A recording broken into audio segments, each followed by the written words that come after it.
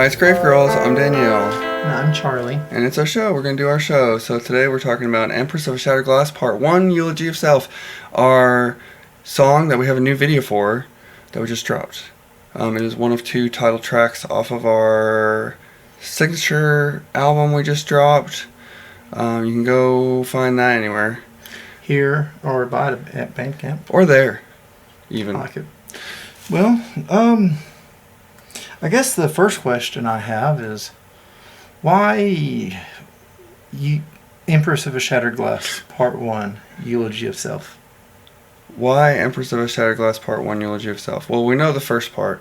But the Eulogy of Self, I wanted this song to be sort of an antithesis of what is down there. Like, just kind of like the essence of humanity.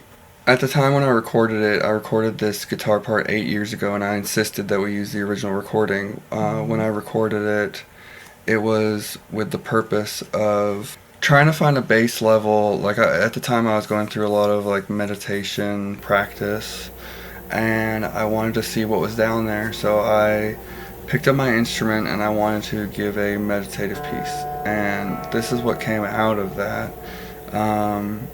It eventually turned into Empress of a Shattered Glass Part 1, Eulogy of Self. And the Eulogy of Self part, I was going through a hard time. I was thinking the things, the bad thoughts, and I got help for it eventually, and now I'm here.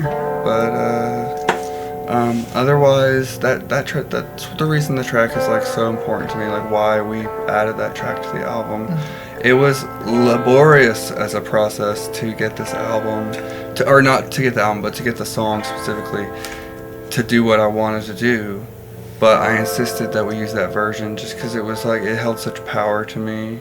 I love that. You know? Well, let's move to the next part about this. So less the song on this question, more the video itself. What was the inspiration behind this video that we put out? What would you say? I guess the inspiration behind the video was Snowmageddon 2026. We had a lot of ice, and it froze, and it created this like otherworldly landscape that is like crazy looking, and which is cool because in the book that comes with the album, the 50-page with 21 full illustrations, it's actually about like a frozen kingdom. So it is spoilers. It's about a frozen kingdom, but there's 21 songs, 21 illustrations. It's a 50-page little book situation. And we woke up to a frozen land, like I ain't never seen no kind of thing like that, hardly. Yeah, I've never seen anything like that in my life. It was definitely like an alien landscape at points. It looked like some kind of like Empress had done some crazy Yeah, if you're lucky, you might get some behind the scenes footage at this point. Well, so yeah, I guess that's, I mean, like the video inspiration, just the sense of wonder that comes with hidden things or like small things, or one key player in this album is the idea of things that are left unsaid, or like perhaps even just like impossible to put into words or define. Because I mean, I think we've all experienced things like that before that we feel like are difficult to bring together. Sometimes it doesn't need that, you know. Sometimes not everything needs to be categorized. Sometimes you can look at the world without, you know, certain filters and different filters, in fact. Well, so with this one, I'm missing my filters today. She is. Now, I'm looking at my notes here that we compiled before we started this, and says, you know, okay, so it's me in the video, and you put here on the note that I'm very pretty. This is true. Okay, well, I love that. Thank you so much. You're very pretty too. Did you want to speak on how pretty I am? Sure. Your beauty is like a sunlit eve when I'm with my baby, just strolling along. The weather's perfect, the day is fine, I have accomplished my goals, I've made that paper, and I am just strolling along, maybe like with an ice cream, or like just like with nothing to do other than where I'm at right now. So that's what I would compare EPG to. That's very nice. Well, so this song is kind of different than anything else we have. This song's an instrumental. And there's like a line at the beginning, like a sample. But then after that... There's like a little cooing in the middle section of the song. Just a little touch of emotion. Mm-hmm. Otherwise, I think the emotion is best left in this song to how the instruments express themselves. I thought about adding a couple lines at different times. I thought about adding lines here and there. I thought of some great lines. Even simple, basic ideas. I just was like, you know what? I love the way this feels in the end. Like, I just love the way that song comes together and feels. It's just, it almost aches. It's so beautiful, you know. It's like if one you, of my favorites. If you really take the time to pay attention to it, it will ache with beauty. Well, so it just will. Well, now paying attention to this particular track, there's another thing that if you listen close, you might notice.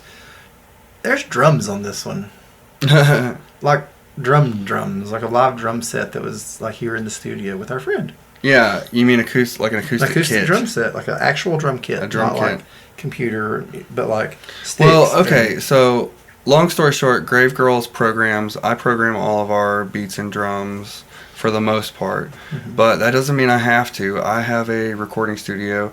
I actually am known for my drum recordings and them being really pristine, fat, like good sounding drum recordings. And so what I was looking for with this was I was looking for like actually not quite as fat of a or as powerful of a sound as I'm used to producing, but more of a like super dynamic, like where it just showcases the beauty of the playing, but you also like it doesn't make apology for the dynamics of it itself.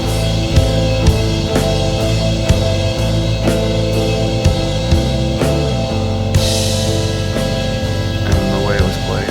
A lot of people don't understand that recording is not like necessarily an easy thing to do. You have to use like the studio itself as an instrument. You have to use all the tools available to your facultative processes and potential. I mean, it just is what it is. Like, I mean, if your timings, if you're a really good player but your timing's bad, don't go to the studio. I'm sorry, honey. Like, just learn that part. Like, free advice: get a metronome. I got one last question. What do you got? What's the next Great Girls video, music video wise? Oh, what's the next Grave Girls music video? Oh, I think I know. Oh, yeah, we're doing Cemetery Sex, I think. I guess we're gonna be casting for that. This is gonna be the first video that I'm gonna cast for. But I've got like 5 or 6 parts.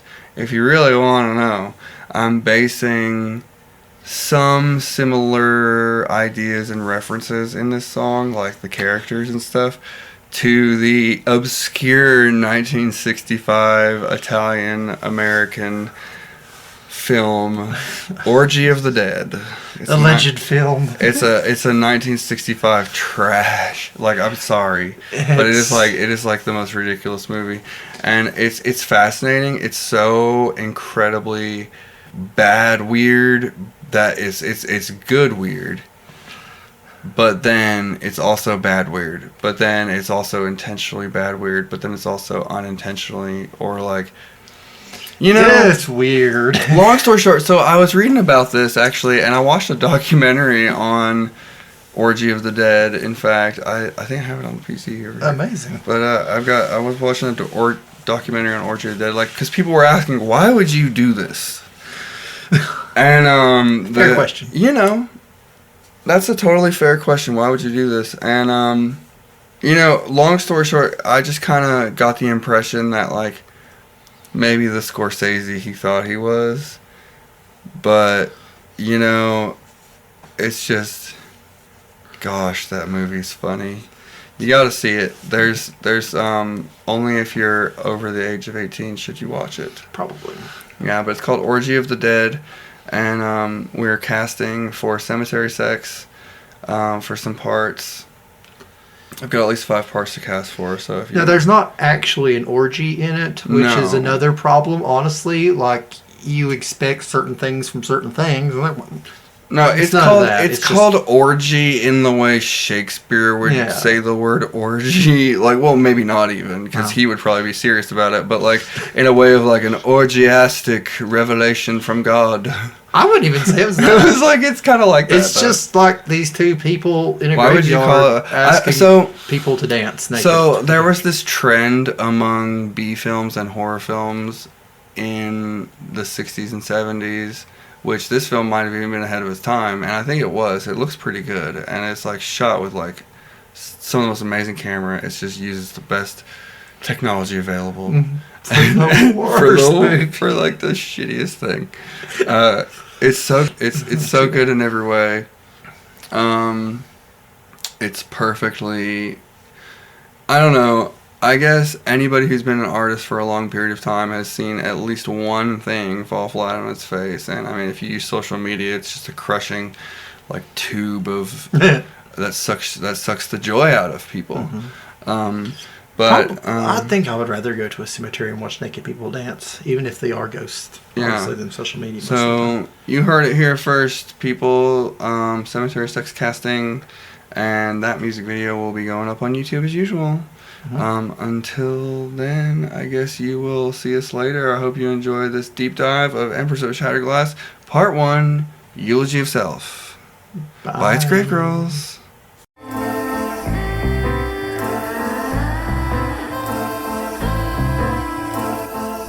I read your letter, you better believe it's true. How funny.